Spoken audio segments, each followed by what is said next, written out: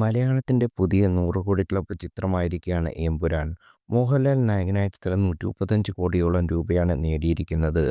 മലയാളത്തിൽ 100 കോടി ക്ലബ്ബിൽ ആദ്യമെത്തുന്നത് മോഹൻലാലാണ്. മോഹൻലാലിന്റെ പുലിമുരുകനാണ് ആദ്യമായി 100 കോടി ക്ലബ്ബിലെത്തുന്നത്. മോഹൻലാലിന് ആകെ 3 100 കോടി ക്ലബ്ബ് ചിത്രങ്ങളാണ് ഉള്ളത്. 2016 ഒരു മലയാള സിനിമ ആദ്യമായി 100 കോടി ക്ലബ്ബിലെത്തുന്നത്. പുലിമുരുകൻ അന്ന് നേടിയത് 131 കോടി രൂപയോളമാണ്. വൈശാഖായിരുന്നു പുലിമുരുകൻ സംവിധാനം ചെയ്തത്. മോഹൻലാലിന്റെ ലൂസിഫർ 100 കോടി ക്ലബ്ബിൽ ഇടം നേടിയിട്ടുണ്ട്. ലൂസിഫർ ആകെ നേടിയത് 127 കോടി രൂപയോളമാണ്.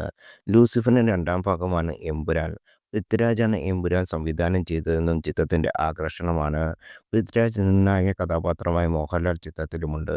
2025 ജനുവരി 26 ആദ്യ ടീസർ പുറത്തുവിട്ട് കൊണ്ട് പ്രൊമോഷൻ ജോലിയിൽ ആരംഭിച്ച ചിത്രത്തിന്റെ കഥാപാത്രങ്ങളെ പരിചയപ്പെടുത്തുന്ന രീതിയിലും ഏറെ ശ്രദ്ധ നേടി.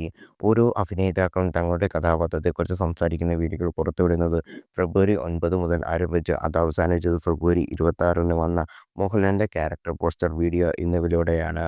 മോഹൻലാൽ അവതരിപ്പിക്കുന്ന സ്റ്റീഫൻ നെടുമ്പള്ളി, ഖുറേഷി എബ്രഹാം, പൃഥ്വിരാജ് അവതരിപ്പിക്കുന്ന സയ്യിദ് മസൂദ് എന്നിവരുടെ ക്യാരക്ടർ പോസ്റ്ററും വീഡിയോകളുമാണ് ഫെബ്രുവരി 26 എത്തിയത്.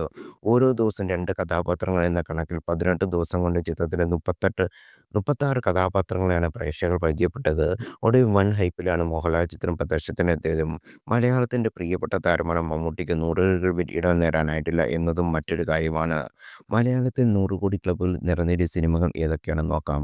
മഞ്ഞുമൽ ബോയ്സ് 242 കോടി, 2018 177 കോടി, ദ ഗോഡ് ലൈഫ് 158.50 കോടി, ആവേശം 156 കോടി, പുലിമുരുകൻ 137.50 കോടി, പ്രേമലു 136 കോടി, എമ്പുരാൻ 135 കോടി, ലൂസിഫർ 127 കോടി, ARM 106.75 കോടി, മാർക്കോ 116 കോടി.